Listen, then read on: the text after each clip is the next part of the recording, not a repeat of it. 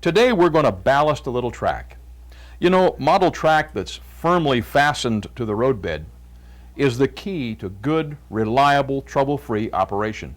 Now, there's a number of ways you can attach the track firmly. Screws, nails, glue, they all work okay, but ballast works better and looks better. On the prototype, ballast is what actually holds the track in place. And there are several ways to ballast model railroad track. But the best way is to use what's called the bonded ballast method. It's one of the easiest and best ways to ballast model railroad track. The bill of materials for this ballasting method is pretty short. We need some 50-50 white glue, some wet water in a spray bottle, and I'll tell you more about that wet water in just a second, some kind of a small pourable container for the ballast, and a cheap half-inch paintbrush. That's all there is. Now, this 50-50 mixture of glue that I mentioned is nothing more than good old Elmer's glue mixed half and half with water. Now, I've found that when you mix it, it helps to use hot water. And I will fill the container half full of water and then pour the glue into the hot water. It seems to mix better that way without a lot of problems. Now, I mentioned wet water. Wet water really is nothing more than tap water with a little bit, just a little bit of liquid soap added to the water. Hand soap, dishwasher soap, whatever you have handy. Now, this is a 24-ounce bottle, which I will fill even beyond the 24-ounce mark, which is here. As you can see, I've got it filled clear up almost to the top. And all I did was add maybe an ounce or two of liquid soap. The amount is not critical. You just need the soap to break the surface tension of the water. And I'll demonstrate the difference when we get to that portion of the ballasting demonstration. As far as a pourable container is concerned, any small container that you can pour the ballast into and then control it as we pour it out is all you need. Doesn't have to be fancy, and of course the paintbrush is just any old cheap half-inch paintbrush that we're going to use to spread the ballast. Now, the way to begin is just to fill the container of ballast and start pouring it in. I like to ballast in the center first because the ballasting along the edges is where you do the final scenicking, so to speak, because ballast not only supports the track, it's part of the scenery. Now, once you get some ballast in the center like that, then it's time to get your paintbrush and go to work, just spreading it out. And all you do is just come in the middle here and start to brush it. The excess that's in there will fall between the ties as you continue to brush it, and it will quite naturally distribute itself between the ties. Now, it might get a little messy as you do this, but the point is you want to get the ballast spread so that it falls down between the ties. You don't have to be neat. You just need to brush it until the spaces between the ties are full. Now, the only thing you do have to be careful is you want to make sure you've got enough room along the edge for flangeways. But in O-gauge, that's typically not a problem because the rails are high enough in relation to the size of the ballast, but it is something you want to check. When you go to ballast the edges, this is where you can exercise a little creativity in how you want your main line or your siding to look, because you can shape the ballast differently to simulate a light-duty branch line or the thick, heavy, high ballast of a heavy-duty main line. That's the look that I'm going to go for here, that real heavy, high ballast method. And all you do is just start pouring it along the edges and tap it to make it flow, and you want to make sure that you put enough on the edge so that you completely cover the roadbed underneath. I'm making very sure that this beveled edge of the roadbed gets completely covered up by the ballast.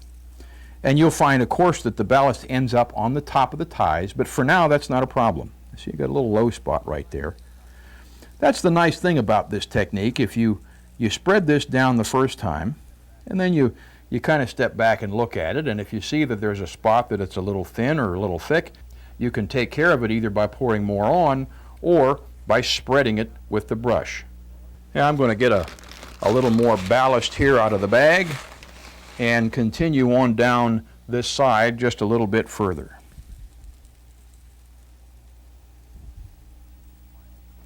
One final coat over the whole thing. Now I think we're ready to use the brush and our miniature Jordan spreader to really make this ballast look nice. The first step is just to use your brush and just go along just like I'm doing here, just brushing easily, and you see it's cleaning off the top of the ties but leaving the ballast out here on the beveled side of the roadbed. Just continue down brushing until all the ties are open and clear. I've got a little bit of it spreading too far out away from the edge here on the board, so all I'm going to do is take my brush and very gently take these pieces that have fallen away from the side of the track and push them back into the ballast pile. After you get the ballast that's spread out too far back under control, so to speak, here's where the Jordan spreader routine comes in. The real railroads use a Jordan spreader for, among other things, to put the final profile on the ballast, and you've got a great Jordan spreader right at the end of your hand. All you need to do is rest your finger on the rail and tip the tip of your finger a little beyond the end of the ties, and then just slide it along the rail, and look what happens. It's like having your own Jordan spreader. It ends up giving you a very nice, even edge that looks very prototypical for a high-density, heavy-duty main line. Now, one of the nice things about ballasting this way is the amount of control that you have over how you want it to look. As long as this ballast pack is loose, you can mess with it as long as you want until you get it to look the way you want it. If you've got a little bit of extra out along the edge, use the brush to pull it back into the ballast pile. If you don't like the way it's distributed, pour a little more on, take a little more off, brush it some more. Do whatever you need to get it to look the way you like it. Now, I have seen model railroads where this is as far as they went. And yes, it looks nice, but gee, if somebody even came near this and sneezed, ballast would go everywhere.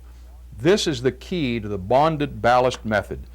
Putting on the mixture of glue will set this like concrete, supporting the track and keeping the ballast in place so that little fingers don't pull it away from the track and scatter it all over your scenery. Now, once you get the ballast pack to where you like the way it looks, get your spray bottle of wet water, that water that we put just a little bit of soap in, and thoroughly soak the ballast. Now, I'm going to leave a little spot dry because I want to show you how important this wet water is. Now, watch what happens over here when I put it on that ballast that's been soaked. Look how rapidly it soaks into that ballast. Whereas down here, you see how it sort of just lays on the top and even pools up and runs off. You don't want that. And if you have the ballast thoroughly soaked, it will look like this. It'll just soak in there just as fast as you put it on. And don't be afraid to put a lot of glue on. Now, I have read articles about doing this kind of ballast where they suggest using an eyedropper and dropping it in between the ties, but it really isn't necessary, and it takes a lot of time to do it that way. Here's the way I do it. It's very fast. Set your bottle so that you can control it with a sort of a steady stream and just literally flood the area between the rails with the glue.